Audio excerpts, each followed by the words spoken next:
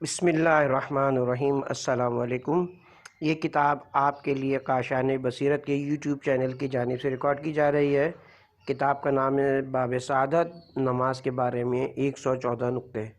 اب ہم کتاب کا پارٹ نمبر 2 پڑھیں گے۔ نقطہ نمبر 18، نماز ترک کرنے، روکنے، بے توجہی برتنے پر خدا کی مذمت۔ بعض لوگوں کے پاس نہ ایمان ہے نہ ہی نماز پڑھتے ہیں۔ سورہ قیامت آیت نمبر 31۔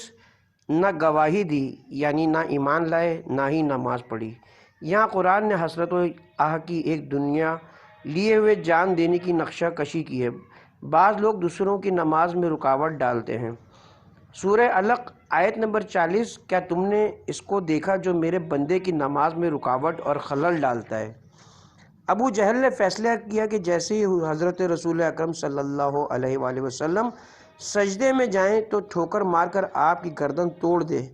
لوگوں نے دیکھا کہ وہ پیغمبر اسلام کے قریب تو گیا لیکن ارادے سے منصرف ہو گیا۔ انہوں نے پوچھا کیا ہوا، کیوں جسارت کی ہمت نہیں پڑی؟ تو جواب دیا، میں نے آگ سے بھری ہوئی خندق دیکھی جو میرے سامنے شعلہ فشاں تھی۔ بعض لوگ نماز کی دعوت کا مذاق اڑاتے ہیں۔ سورہ مائدہ آیت نمبر 58۔ جس وقت تم نماز کے لیے آواز دیتے ہو مذاق اڑاتے ہیں۔ بعض لوگ بے دلی کے ساتھ نماز پڑھتے ہیں۔ سورہ نساء آیت نمبر 143۔ منافقین جب نماز پڑھتے ہیں تو بے حالی کا پتہ چلتا ہے اور لوگوں کے سامنے ریاکاری کرتے ہیں اور کچھ کے سوا سب ذکر خدا سے غافل ہیں۔ بعض لوگ کبھی نماز پڑھتے ہیں اور کبھی نہیں پڑھتے۔ سورہ ماعون آیت نمبر 4 اور 5۔ وائے ہو ان نمازیوں پر جو نماز میں سستی اور بھول سے کام لیتے ہیں۔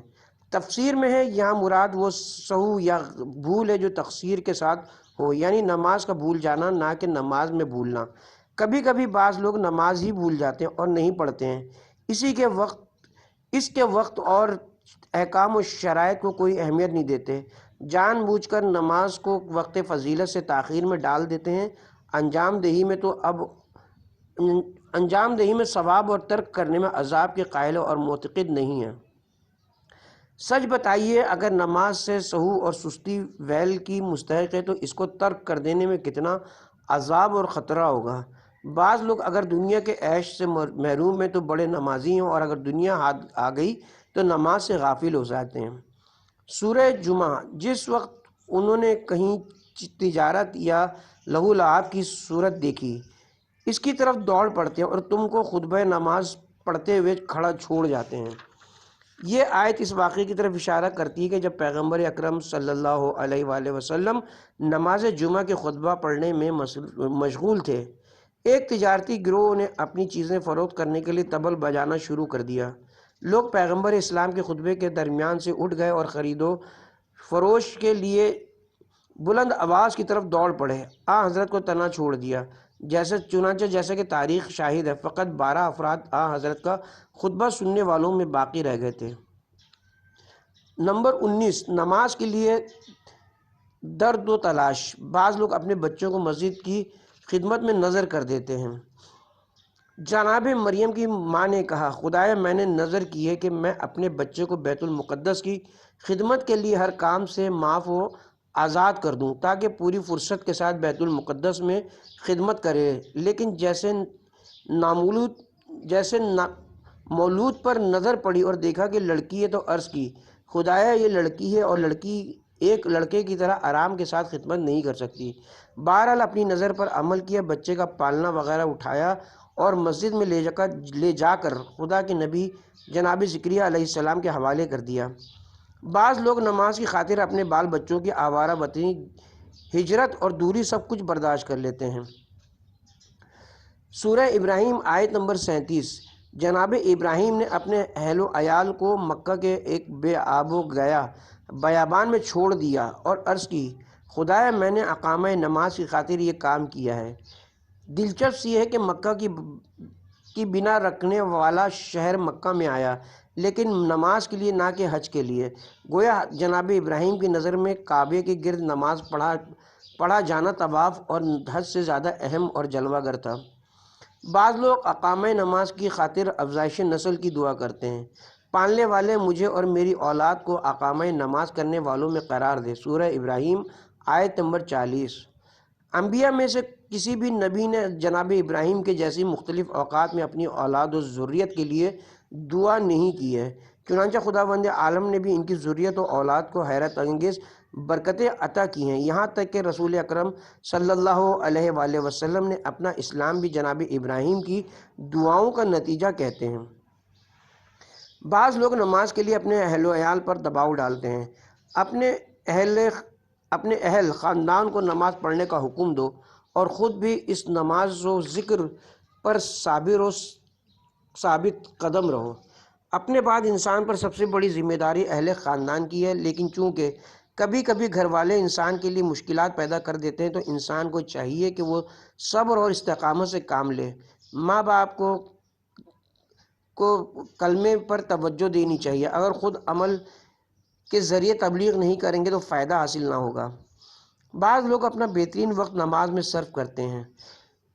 نہج البلاغہ نامہ نمبر 53 حضرت علی علیہ السلام مالک اشتر سے فرماتے ہیں، اپنا بہترین وقت نماز کے لیے قرار دو۔ اس کے بعد فرماتے ہیں کہ تمہارے تمام امور تمہاری نماز پر منحصر ہیں، یاد رکھو تمہارے تمام اعمال تمہاری نماز کے تابع ہیں۔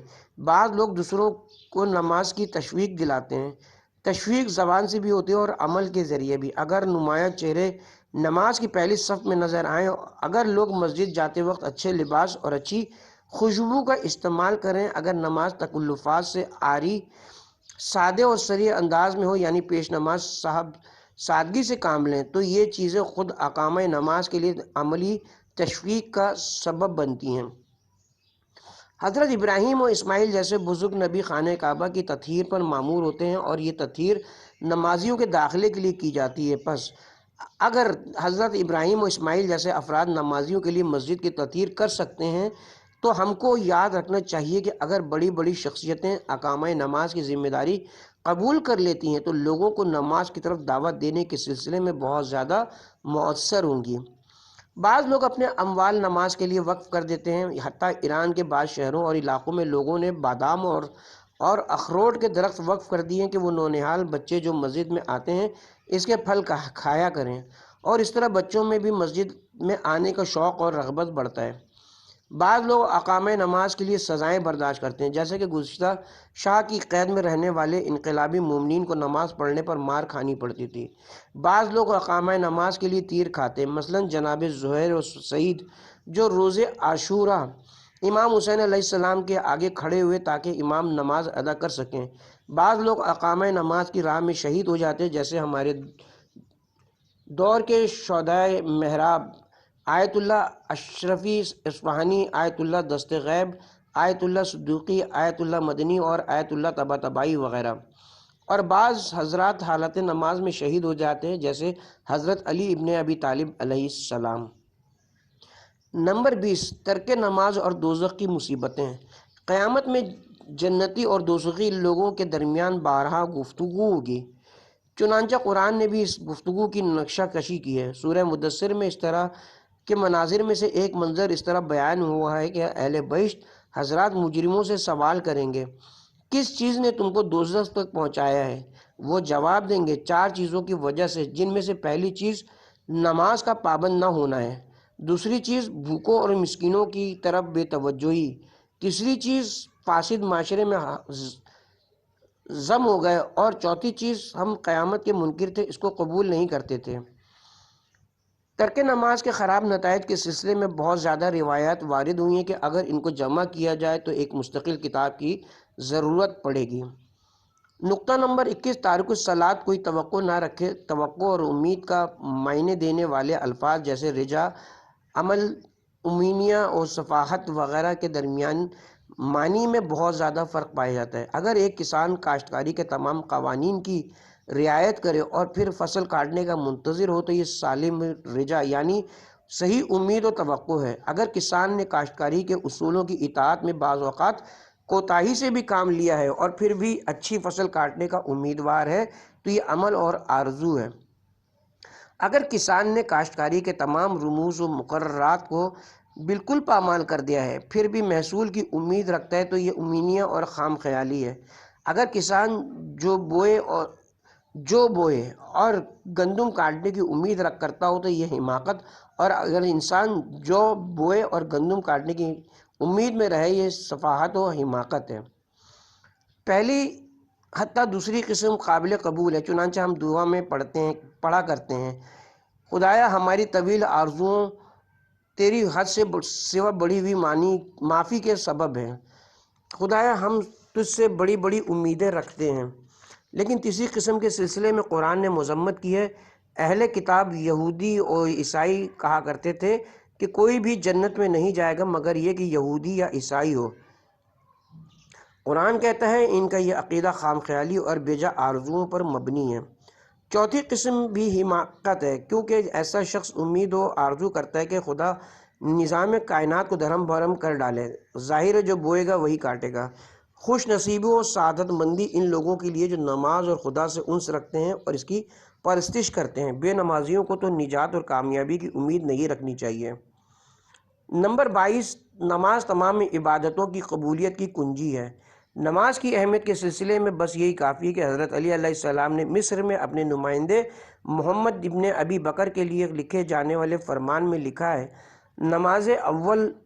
نماز اول وقت لوگوں کے ساتھ پڑھنا، کیونکہ تمہارے دوسرے تمام امور تمہاری نماز کے تابع ہیں۔ روایات میں یہ بھی ہے کہ اگر نماز قبول ہو گئی تو دوسری عبادتیں بھی قبول ہو جائیں گی، لیکن اگر نماز رد کر دی گئی تو دوسری عبادتیں بھی رد کر دی جائیں گی۔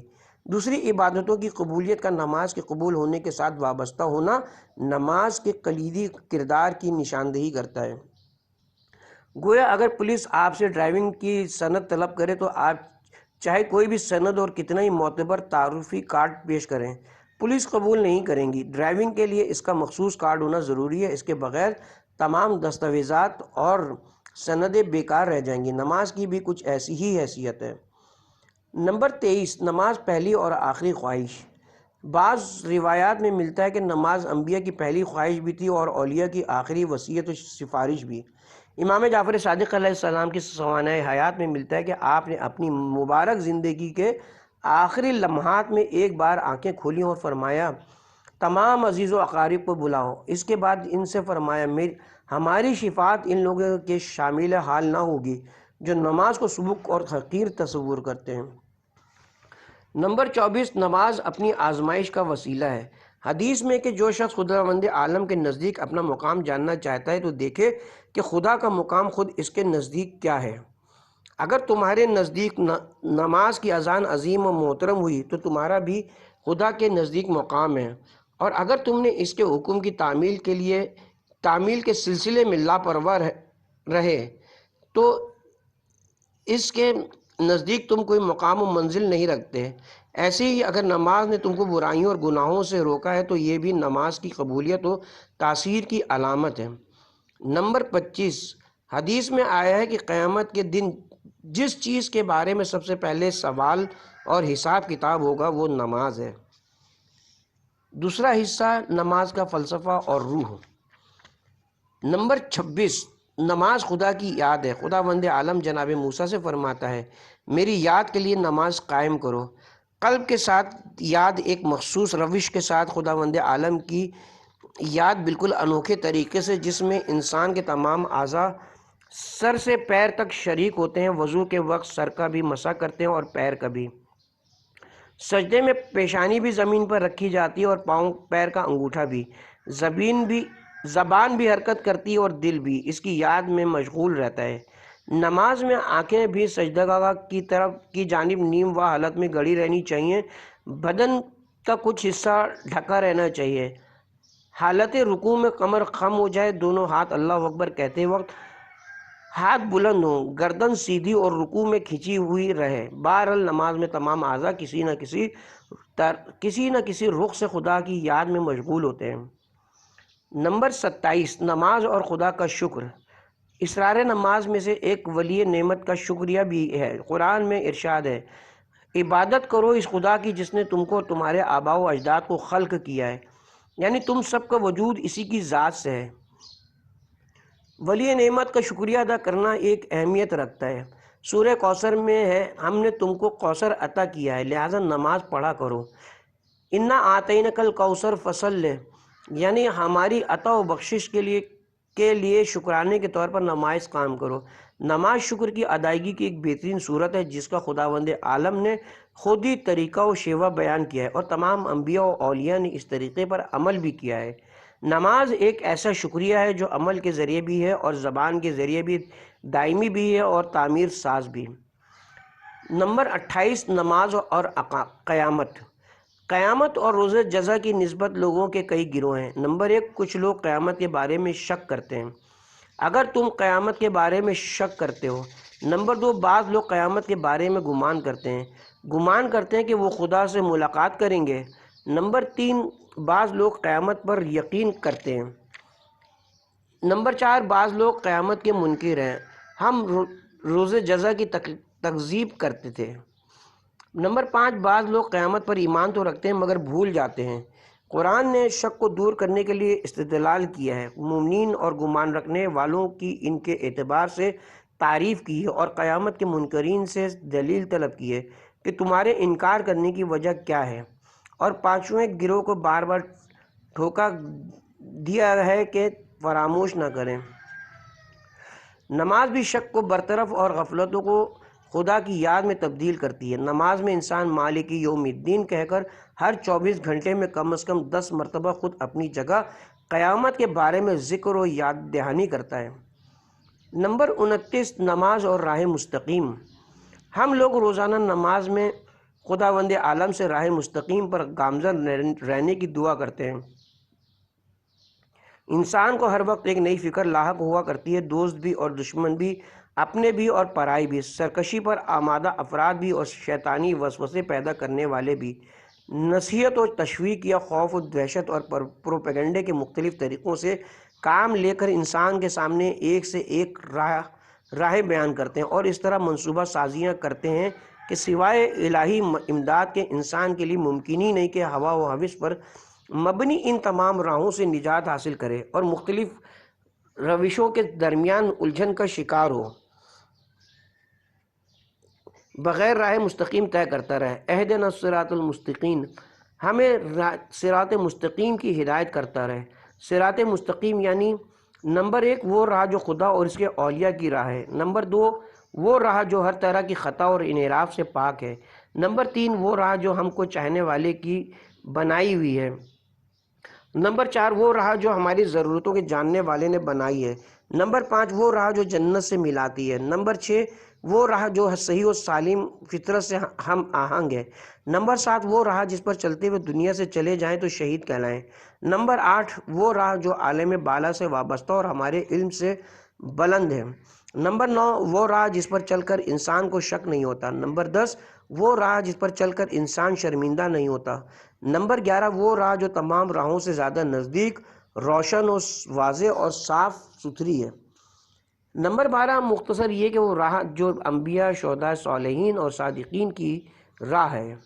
یہی تمام چیزیں راہ مستقیم اور راہ حق کی نشانیاں ہیں، جس کا پہچاننا بڑا مشکل اور دشوار کام ہے۔ اس پر چلنے اور مضبوطی سے ڈٹے رہنے کے لیے ہمیشہ خدا کی مدد کی ضرورت ہے۔ نمبر 30، نماز شیاطین سے جنگ۔ ہم سب لفظ محراب سے واقف ہیں۔ یہ لفظ قرآن میں حضرت زکریا علیہ السلام کی نماز کے سلسلے میں بھی استعمال ہوا ہے۔ سورہ آیت نماز میں کھڑے ہونے کو محراب میں قیام کے عنوان سے تعبیر کیا گیا ہے، اور محراب کے لغوی معنی محل جنگ کے ہیں۔ چنانچہ محراب عبادت میں قیام اور نماز بھی ابلیس اور شیطان سے جنگ ہے۔ نمبر 31، محراب میدان جنگ۔ اگر انسان روزانہ کئی بار ایک ایسی جگہ جائے کہ جس کا نام ہی میدان جنگ ہو، ہوس و شہوت سے جنگ، شیطانوں، طاغوتوں اور سرکشوں سے جنگ، تو اس تعبیر کا استعمال ایک فرد یا معاشرے کی زندگی میں کتنا زیادہ مؤثر ہونا چاہیے۔ اس سے قطع نظر کہ آج کل غلط تہذیب و روایات کی بنا پر ان محرابوں کو حجلہ عروسی سے بھی زیادہ سجایا اور بنایا جاتا ہے، اور ان زر و جواہر کی مینا کاریوں اور پھول پتیوں کی کاشی کاریوں سے میدان کی صورت ہی بالکل بدل کے رکھ دی ہے۔ یعنی محراب شیطان کے بھاگ جانے کے بجائے جولانیاں دکھانے کی جگہ بنا دی جاتی ہے۔ ایک روز پیغمبر اسلام نے فاطمہ زہرا سلام اللہ علیہا سے فرمایا، میرے سامنے سے یہ پردہ ہٹا دو، کیونکہ اس پر نقاشی اور پھول پتیاں بنی ہوئی ہیں جو حالت نماز میں توجہ اپنی طرف کھینچ سکتی ہیں، لیکن آج ہم لوگ بڑی بڑی رقم خرچ کر کے محراب کو سنگ مرمر اور کاشی کاری سے مزین کرتے ہیں۔ نہیں معلوم کہ آخر کیوں ہم مذہبی رسوم اور ہنر معماری کے نام پر اسلام کی اصل تعلیمات سے دور ہوتے جا رہے ہیں۔ اسلام جس قدر بھی گہرائی لیکن ملاوٹ کے بغیر پہچانوایا جائے اتنا ہی زیادہ مؤثر ثابت ہوگا۔ سوچئے ہم نے ان تمام سجاوٹوں کی بنیاد پر کتنے لوگوں کو مسجد کی طرف مائل اور اس سے مانوس کیا ہے۔ اب اگر محراب و مسجد کو سجانے میں خرچ ہونے والا بجٹ دوسرے ضروری و اہم امور پر صرف ہو تو کتنے لوگ مسجد کی طرف جذب ہو جائیں گے۔ نقطہ نمبر 32، سستی دور کرنے کا وسیلہ۔ حضرت امام رضا علیہ السلام نماز جماعت کا فلسفہ بیان کرتے ہوئے فرماتے ہیں، نماز جماعت کے آثار میں سے ایک یہ بھی کہ اس سے سست لوگوں کو عمل خیر کی طرف کھینچا جاتا ہے۔ مثال کے طور پر جیسے ہی حضرت امام مہدی علیہ السلام کا مقدس نام زبان پر جاری ہوتے تو آپ کے محب اور چاہنے والے فوراً تعظیم کے لیے کھڑے ہو جاتے ہیں۔ غمگین اور مزمل لوگ بھی جب دوسروں کو اس طرح تعظیم کرتے ہوئے دیکھتے ہیں تو ان کے ساتھ کھڑے ہو جاتے ہیں۔ یہ سست اور اداس لوگوں کے لیے عملی تشویق کا وسیلہ ہے۔ نمبر 33، جناب موسیٰ کو پہلے نماز کا حکم ہوا۔ جناب موسیٰ اپنی زوجہ کے ساتھ کہیں جا رہے تھے۔ جناب موسیٰ نے کسی طرف آگ روشن دیکھا تو اپنی زوجہ سے بولے کہ میں جاتا ہوں اور گرم ہونے کے لیے آگ لے کے آتا ہوں۔ جناب موسیٰ چلے، خطاب ہوا، اے موسیٰ، میں ہوں تمہارا خدا جو تم سے باتیں کرتا ہے۔ گویا توحید کے فوراً بعد نماز کا حکم صادر ہوا۔ اب خود بخود یہ بات روشن ہو جاتی کہ نماز اور توحید کے درمیان بہت ہی قریبی اور گہرا ربط ہے۔ توحید کا عقیدہ ہم کو نماز کی طرف لے جاتا ہے اور نماز ہماری توحید یعنی یگانہ پرستی کی روح کو زندہ کرتی ہے۔ آپ ہر رکعت میں سوروں کے بعد، رکوع کے بعد، ہر سجدے کے قبل و بعد نماز کو شروع کرتے اور تمام کرتے وقت اللہ اکبر کہتے ہیں، جو مستحب ہے، اور یہ نماز کے درمیان جگہ جگہ قلب کی یکسوئی کے ساتھ تکبیریں کہنا، رکوع و سجود میں تسبیح و ذکر پڑھنا اور تیسری اور چوتھی رکعت میں تسبیحات اربع کے دوران لا الہ الا اللہ جو ہم کہا کرتے ہیں، یہ تمام چیزیں روح توحید پر ثقیل کا کام کرتی ہیں اور ایمان میں تازگی پیدا کرتی ہیں۔ نمبر 34، نماز سے بھاگنا تباہی کی طرف میلان کا سرچشمہ۔ سورہ مریم آیت نمبر 59۔ انبیاء کے بعد کچھ لوگ ان کے جانشین قرار پائے، انہوں نے نماز کو ضائع کیا اور شہوت پرست ہو گئے۔ اس آیت میں پہلے نماز کو ضائع کرنے کا ذکر ہے، اس کے بعد شہوت کے دام میں گرفتار ہونے کے سلسلے میں گفتگو کی گئی ہے۔ چونکہ نماز ایک ایسی ریسمہ ہے جو خدا سے ارتباط برقرار رکھتی ہے، پس اگر یہ ٹوٹ گئی تو تباہی کے گڑھے میں گرنا حتمی اور لازمی امر ہے۔ جس طریقے سے اگر تسبیح کا دھاگا ٹوٹ جائے تو تمام دانے بکھر کر گم ہو جاتے ہیں۔ نمبر 35، تمام ادیان کے عبادت خانوں کی حفاظت میں خون دیا جا سکتا ہے۔ سورہ حج کی 40ویں آیت میں ارشاد ہوتا ہے، اگر حریت پسند جوشیلے مومنین اسلحہ ہاتھ میں لے کر مفسدین اور تفرقہ ڈالنے والوں سے جنگ نہ کریں، ان کو ختم نہ کریں تو عیسائیوں، یہودیوں اور مسلمانوں کی تمام مسجدیں اور عبادت گاہیں ویران ہو جائیں۔ اگر خدا ان لوگوں کو ایک دوسرے سے دفع نہ کرتا رہتا تو عیسائیوں، یہودیوں، مجوسیوں اور مسلمانوں کی عبادت گاہیں، دیر، کنسیہ اور مسجدیں کب کی ویران ہو گئی ہوتی، جن میں کثرت سے خدا کا ذکر ہوتا ہے۔ سوامع سومیہ کی جمع ہے، جس کے معنی ہوتے ہیں آبادی سے باہر بنائی جانے والی عبادت گاہ۔ دیر جہاں زاہد منش عبادتیں کرتے ہیں۔ بے کی جمع ہے، جس سے مراد نصارہ کی عبادت گاہ ہے جس کو آج کلیسا کہا جاتا ہے، اور صلوات یعنی صلاۃ کی جمع ہے، جس سے مراد یہودیوں کی عبادت کا کنیسہ ہے، جس کو بعض لوگوں نے عبرانی زبان کے کلمہ سلوسہ کی عربی قرار دیا ہے، اور مساجد مسجد کی جمع ہے جو مسلمانوں کی عبادت گاہ ہے۔ بہرحال خون دے کر نماز اور عبادت گاہوں کی حفاظت کرنی چاہیے۔ نمبر 36، طہارت اور قلب کی سلامتی۔ جیسا کہ اسلام نے نماز کے لیے ظاہری طہارت، وضو، غسل اور تیمم کے سانچے میں قرار دی ہے۔ نماز کی قبولیت کے لیے باطنی طہارت کی بھی ضرورت ہے۔ قرآن نے جگہ جگہ دل کی پاکیزگی کی طرف اشارہ کیا ہے۔ کبھی کہا تنہا قلب سلیم ہے جو خداوند عالم کی بارگاہ میں اہمیت رکھتا ہے۔ چنانچہ امام صادق علیہ السلام فرماتے ہیں قلب سلیم وہ قلب ہے کہ جس میں شک اور شرک کے لیے گنجائش نہ ہو۔ حدیث میں کہ خداوند عالم تمہاری روح پر نظر رکھتا ہے نہ کہ تمہارے جسم پر۔ بہرحال نماز بھی قرآن کریم کی طرح ظاہر و باطن رکھتی ہے۔ جو اعمال ہم انجام دیتے ہیں اگر صحیح ہو تو نماز کا ظاہری پیکر ہے جہاں سے انسان کی باطنی پرواز شروع ہوتی ہے۔ وہ نماز جو معرفت و عشق کی اساس پر قائم ہو، وہ نماز جو اخلاص و محبت پر استوار ہو، وہ نماز جو خضوع و خشوع کے ساتھ ہو، وہ نماز جو غرور و تکبر، ریا و تزویر اور حیرت و سرگردانی سے دور ہو، وہ نماز جو زندگی ساز اور حرکت آفرین ہو، وہ نماز جس میں قلب ہوا و حوث اور ہر طرح کے مرض سے پاک ہو، وہ نماز جس کی شعائیں مصنف کے دماغ نے کی ہیں، بیان کی ہیں اور تحریر کی ہیں، لیکن اپنی تمام عمر میں ویسی ایک رکعت نماز پڑھنے کی لیاقت اور صلاحیت پیدا نہ ہو سکی ہے۔ تیسرا حصہ نماز کے معنوی پہلو اور مطالب۔ نقطہ نمبر 37، نماز اور صداقت۔ جو شخص کسی کو دوست رکھتا ہے اس کے ساتھ گفتگو کرنا بھی دوست رکھتا ہے۔ جو لوگ زبان سے خدا دوستی اور خدا خواہی کا دعویٰ کرتے ہیں لیکن نماز سے دلچسپی نہیں رکھتے یا نماز میں دل نہیں لگتا، اپنے دعوے میں صداقت نہیں رکھتے۔ نماز اس عہد و پیمان کی مقدار آنے کے لیے میزان و معیار ہے کہ جس کا انسان اظہار کرتا ہے۔ یہی وجہ کہ منافق کی نماز میں اس کے تمام اعمال کی مانند سچائی اور صداقت نہیں پائی جاتی۔ نمبر 38، نماز اور زینت و آرائش۔ معنوی خضوع و خشوع، حضور قلب اور پوری توجہ کی جس کی اسلام نے تاکید کی اور مومنین کی علامتوں میں سے قرار دیا اور جس کی اہمیت یہاں تک کہ اگر کوئی نماز توجہ کے ساتھ نہ پڑھی جائے تو قبول نہیں ہوتی۔ نماز کا وہی حصہ قابل قبول ہے کہ جو حضور قلب اور توجہ کے ساتھ ادا ہو، لیکن ان سب کے باوجود اسلام نے تاکید کی کہ نماز پاک و پاکیزہ، عطر و گلاب سے معطر، نئے اور بہترین لباس میں پورے وقار اور آرام سے پڑھی جائے۔ یہاں تک کہ جس وقت امام زین العابدین علیہ السلام مسجد کی طرف جاتے تھے تو بعض لوگ امام علیہ السلام سے کہتے گویا آج آپ دلہن کے گھر جا رہے ہیں۔ امام فرماتے نہیں، میں تمام حسن اور زیبائیوں کے خالق سے ملاقات کے لیے جا رہا ہوں۔ خاص طور پر عورتوں کے لیے بہتر ہے کہ وہ جس طرح سے چاہے نماز کے لیے اپنے آپ کو آراستہ کریں اور سنواریں، یعنی نماز کے وقت وہ لوگ سادے اور معمولی زیورات سے ہی ضرور پہنا کریں۔ نمبر 39، نماز فائدہ بخش معاملہ۔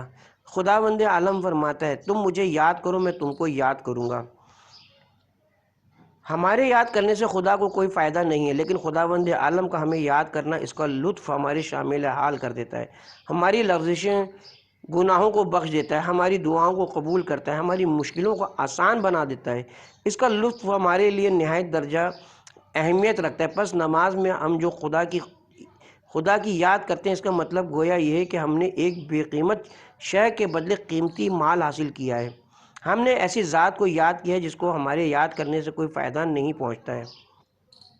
خداوند عالم تمام دنیا والوں سے بے نیاز ہے، لیکن اس طرح ہم نے خداوند عالم کی یاد اپنی طرف جذب کر لی ہے، گویا در حقیقت ہم نے تمام کمالات حاصل کر لیے ہیں۔ چنانچہ وہ ایک فائدہ بخش معاملہ ہے جس کی طرف خداوند عالم نے ہم کو دعوت بھی دی ہے۔ نمبر 40، نماز اور سکون۔